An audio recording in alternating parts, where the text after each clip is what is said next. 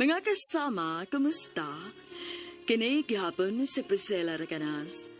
Kini ang tulumanon nga makahatag og tingog ug dungog sa atong mga kaigsuunang OFW nga nanimpad sa laing nasod alang sa ilang pamilya ug mga mahal sa kinabuhi. BagOng Bayani.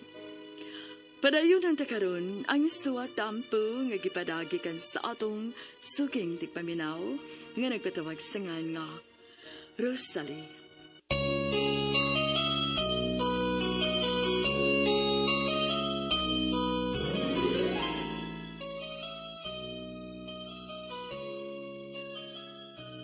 Nadapatan ko ni Mama, hinungdan nga nakasukol ko pinaagi sa pagtubag-tubag nako niya. Giatake ang akong inahan og nadal sa ospital. Labiyang sukua sa akong amahan sa pagkasayod niini sa nahitabo. Gisukmatan ko ni Papa sa akong mga kasaypanan, sukad pa ni atong estudyante pa ko sa college, kundiin nisupa ko sa ilang gusto nga alang unta sa akong maayong ugma. Hangtod na sa akong pagpakabuang kang Junard nga wag yun nila magustuhi para kanako. Wag yun madawat ti Papa Guryo ang akong pagpangayo inik pasaylo. Nisamot ang iyang kalagot nako sa diyang gipaglaban ko nako si Junard nga akong palangka. Hangtod nga niabot ang adlaw nga mulad ka nako balik sa Singapore alang sa tulo ka tuig nga kontrata sa trabaho. Nakabalik ko og Singapore apan sila si Mama ug Papa mo'y naakanunay sa akong hunahuna.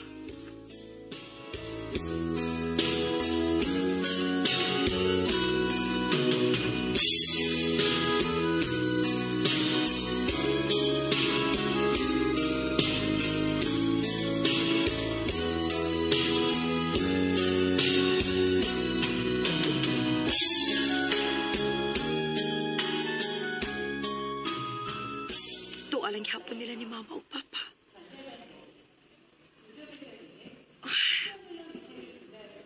Mama, tika. Papa Goryo. Pasaylo ako ninyo. Pasaylo ako, Ma. Pa.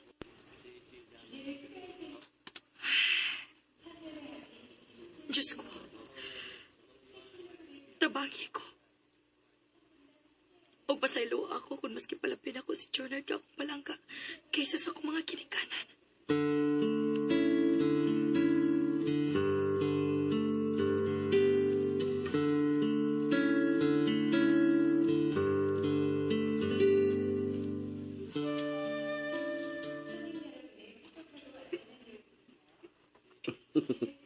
Welcome back, Rosalie. Nakita na punta. Hoy, Jumel! Huwag hindi ka mapauli. Wah, yun. Lisod ko'y pagitaw ng trabaho dito sa ato. Sakto gyud ka, Jumel. Ilabi na gyud kay nagsaka ang presyo sa mga palitonon dito sa ato. Mao bitaw. Mao nga, kwantalan sa ko dire. Mayo masabog batasan si Mr. Pito. Salamat kayo sa mong pagsugat ako din sa airport, ha, Jumel? Tana!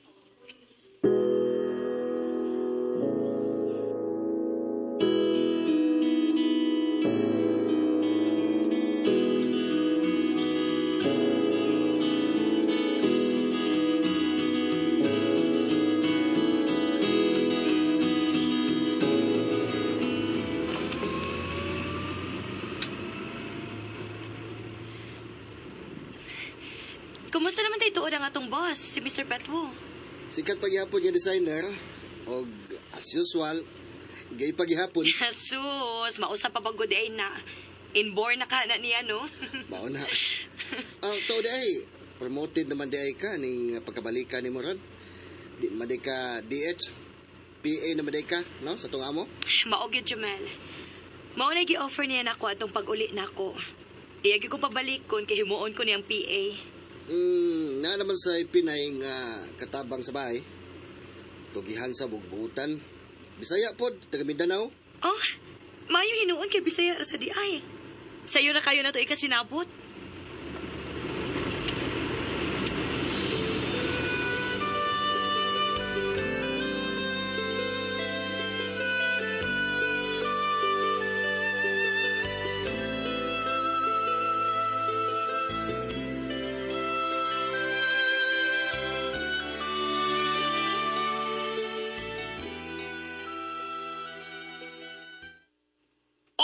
Rosalie, thank you very much for having you here as my new personal assistant. Thank you also for the trust, Mr. Petwo. I'll do my best to work well with you. Oh, I know you're great, Rosalie. You're great. You're a woman with a brilliant mind. I wish you good luck. My pleasure, sir. So, take charge of my mini office. Here at home, I do your task. Okay, sir. Oh, by the way, I want to meet your kabayan. Are you help her here? She's also a good worker. Jumel told me already that our kabayan is also coming from the island of Mindanao in our country, sir. Oh, And she's also Bisaya.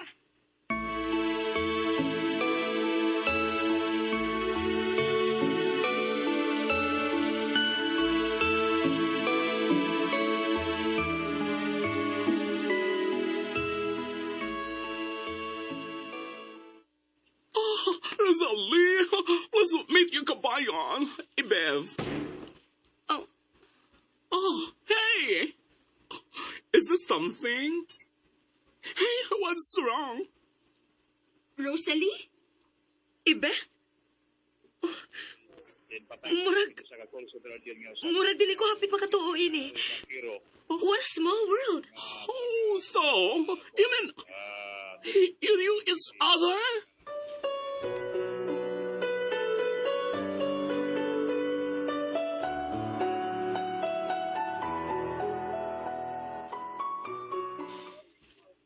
Sa pagkatinuod lang yun, no? Nakalitan yun kayo ko. Wa ko magdahom nga ikaw di ay.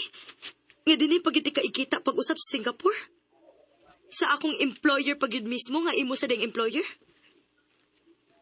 Salamat sa 50K. Dako niyo natabang aron makaprocess ko sa akong requirements. Og, nakalarga ko din sa Singapore.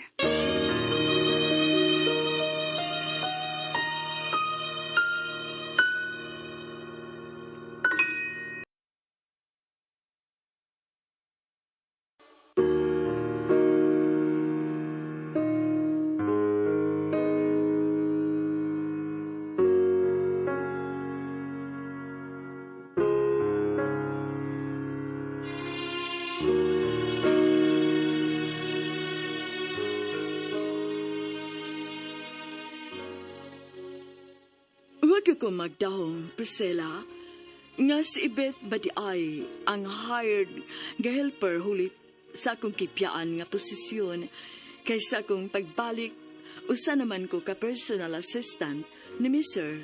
Petwo.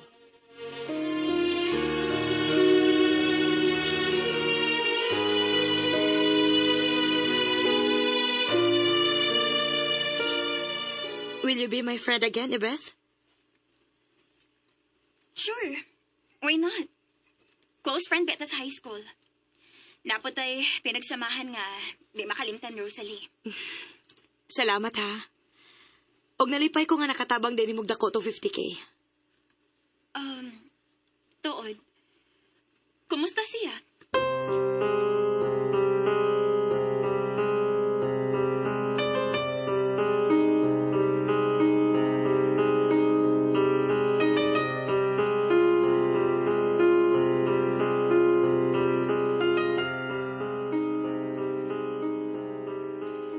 Hello, mo ba, mama girl? Oo, swording. Dili gud mi makatuo hapit ti Ibeth. Parehas ming nakalitan, uy. Pero, okay rami. Nabalik naman gani hinoon ang among kasuod kani ato sa high school pa mi. Oh, mayo noon. Uy, happy jugo para ninyo. Amping mo niya, ha? Salamat, swording. Kumusta sila diha? Sila si mama og si papa. Og si Palangga Jonard sa nako, swording.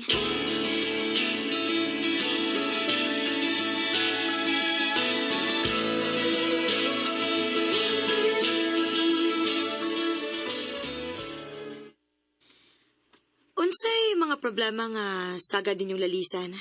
Or awayan ni Jonard neto nagkarelasyon mo, Ibeth? Kuan. Dili lang tingali ko musulti, oy kay. Tingali onyag, makaingon ka nga ako siyang gidaot ni mo, Rosalie.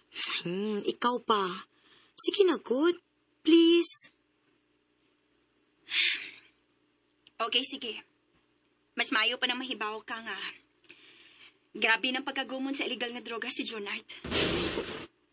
Unsa? Mao ka ng tinuod. O gawas pagit-ana. Na-involve sa og sindikato sa carnapping. No! Yes. Og abi ni mo, Rosalie, daghan kapag wa mahibaw ibahin niya. Gani, nag-antos ko siya mga kamot. Wa ko makapadayon o panarbaho sa abroad tungod kay ang kwarta nga akong gamiton nun. Iyang gihilabtan o giwaldas iyang bisyo. Beth, Mo ni tinuod. Niantos lang ko og dili ko makahimo nga let go siya tungod kay mahal naman kayo na ko siya. ingon din ni anang klasiha sa pagkatao ang lalaki nga akong ipaglaban sa akong mga ginikanan.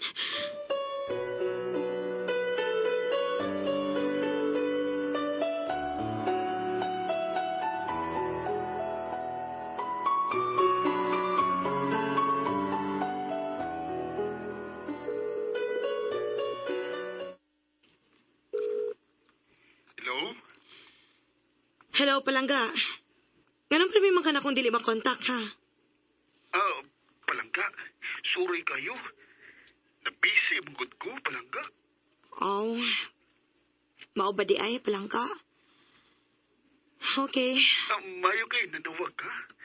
Nako'y tuyo di mo.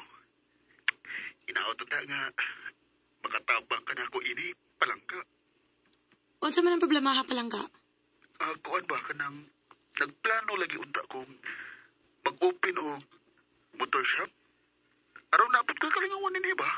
O muin ka punta palangga. Mga pila man si puhunan nga gikinahanglan anak, palangga? Bisag, initial lang gud palangga. Mga 300K? Oh, 300K? As in 300,000? Kadako ba na, palangga?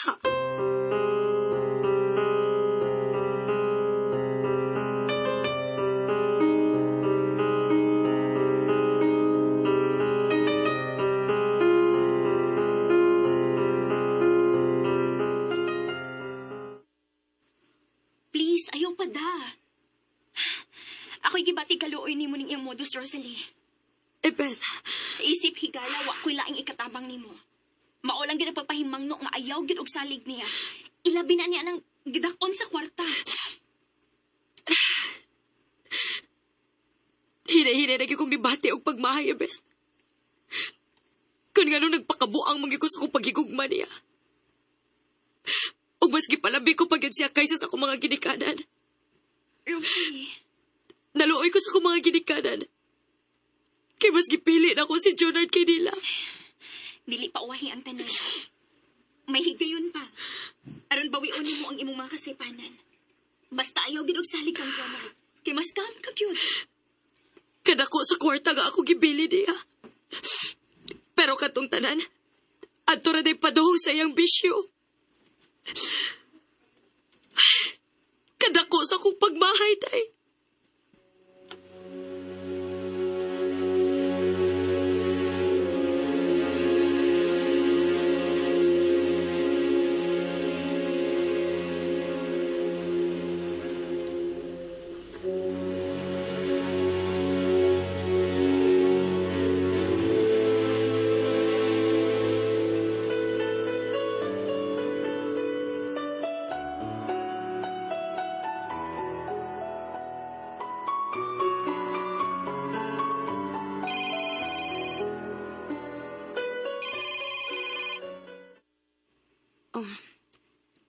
Hello, Jonard. Nanawag ka man, God. Sige ko kontak mo pero karon lagi ko nakatiming. Ngano naman ka, palangga? Pila ka buwan naman ang nakalabay. Wa mo gid ka makapadaan akong kwarta. Ano bang kalit mo kang kausap? Wa man. Busy lang kayo ko, Jonard. Dili sa yun pangitaon ang kwarta diri sa abroad.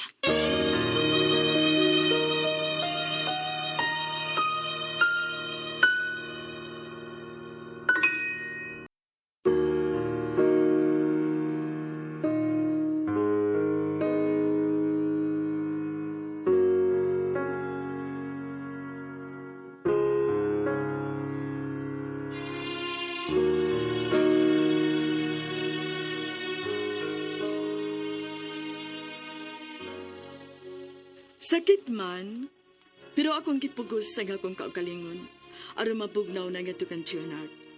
Hinahina na nako siyang gilaksi ngari sa akong kasing-kasing.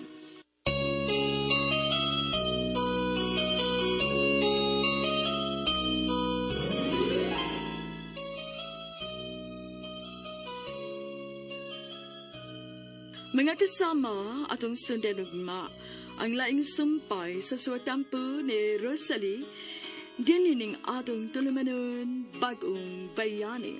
Kung doon ay kamoy sugilanon sa OFW, suwata kini agipada sa RMN Production Center, Jose Martinez Building, Rome 302, 3rd floor, Osmeña Boulevard, Cebu City.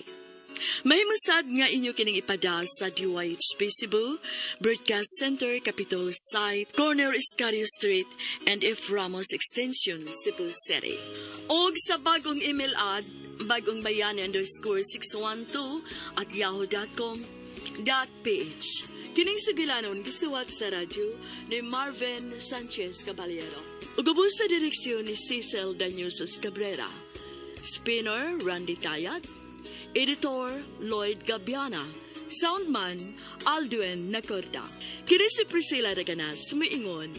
Hangtod sa sunod ikayon, dagang salamat sa inyong pagpaminaw.